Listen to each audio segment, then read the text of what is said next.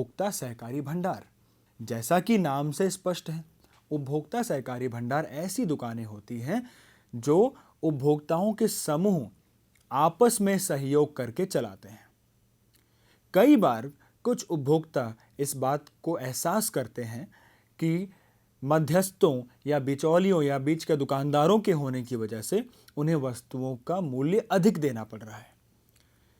इस समस्या से निपटने के लिए कुछ उपभोक्ता मिलकर एक समूह बनाते हैं, एक सहकारी संगठन का निर्माण करते हैं। जब वो मिल जाते हैं तो उनकी शक्ति बढ़ जाती है। फिर वो उत्पादकों से सीधे तौर पर सामान खरीद सकते हैं, उसे एक भंडार में रख सकते हैं।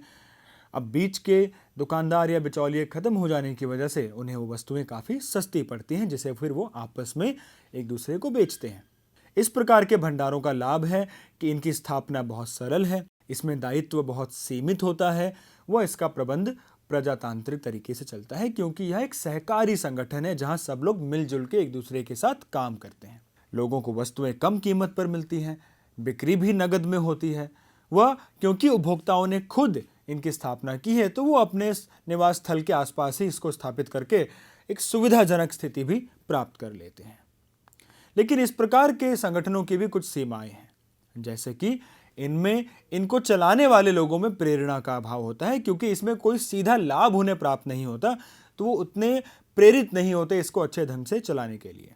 दूसरी हानि यह है कि क्योंकि ये उपभोक्ताओं के समूह हैं, इसलिए इनके पास पूंजी या कोष की भी कमी होती है।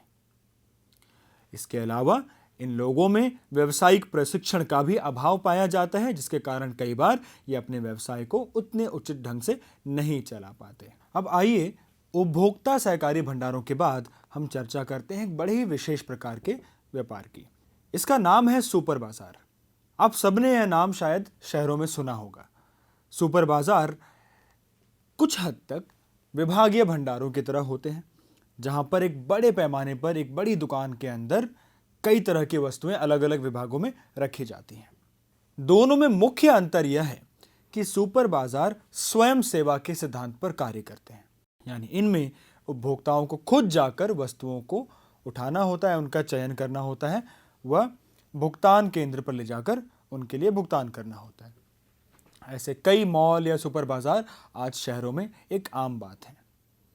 सुपर बाजार सामान्यतः हर प्रकार की खाद्य सामग्री, परचून सामग्री या अन्य गैर खाद्य आवश्यकताओं की वस्तुओं को भी रखते हैं। ऐसे बाजारों में क्रेता आवश्यक वस्तुओं का क्रय एक ही छत के नीचे कर सकते हैं। सुपर बाजार स्वयं सेवा के सिद्धांत पर चलाए जाने के कारण कम वितरण लागत पर काम करते हैं। इन्हें बहुत ज्यादा लोग नहीं रखने पड़ते जो ग्राहकों को वस्तुओं को प्रदान करें, क्योंकि ग्राहक इसमें खुद जाकर ही वस्तुएं ले लेते हैं। निम्न परिचालन लागत, बड़ी मात्रा में क्रय व कम लाभ के कारण अन्य फुटकर भंडारों की तुलना में यहां वस्तुओं की कीमत कम होती है। वस्तुओं को केवल नगद में बेचा जाता है, तो यह भी इनके लिए एक लाभ है कि इन्हें उधार यानी अशुद्ध ऋण से नहीं जूझना पड़ता। ये बाजार साधारणतया केंद्रीय स्थानों पर स्थित होते हैं जहां इनकी बिक्री बहुत अधिक होती है। एक ऐसे केंद्रीय स्थल पर होते हैं जहां आसपास के कई सारे जगहों से लोग इकट्ठा होकर आकर सामान खरीद सकते हैं। सुपर बाजारों के अनेकों लाभ हैं जो कि विभागीय भंडारों से मिलते जुलते हैं कि ये बड़े पैमाने पर काम करते हैं, ये बहुत सारे अवसर चयन के ग्राहकों को देते हैं, ये कम कीमत पर वस्तुएं उपलब्ध कराते हैं। यहाँ भी सभी वस्तुएं अलग अलग विभागों में होने के कारण ग्राहकों के लिए उन्हें खरीदना आसान हो जाता है। वह इन विभागों के लिए लागत कम होती है, जिसके कारण इनकी बिक्री भी ज़्यादा होती है, इनके पास ग्राहक भी बहुत ज़्यादा होते हैं। लेकिन कमियों में इनकी भी कमी यह है कि इनके पास जाकर उपभोक्ताओं को व्यक्तिगत सेवाएं नहीं मिलती। सुपर बाजारों के अतिरिक्त शहरों में एक और नए प्रकार का व्यापार बहुत ज्यादा पनप रहा है, जिसे हम विक्रय मशीनों के नाम से जानते हैं। ऐसी मशीनें सामान्यतः हम शहरों में मेट्रो स्टेशन आदि पर भी देखते हैं, जहां स्टेशन के टिकट या टोकन प्राप्त करने के लिए लोग इन मशीनों में पैसे डालते हैं, वह वहां से टिकट या टोकन प्राप्त करते हैं।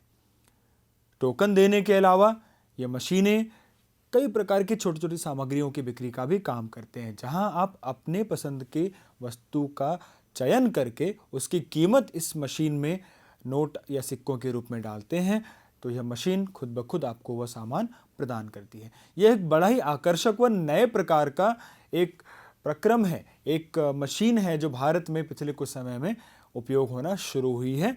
इसके द्वारा भी फुटकर स्वरूप में छोटे छोटे मात्रा में वस्तुओं को ग्राहकों तक पहुंचाया जाता है।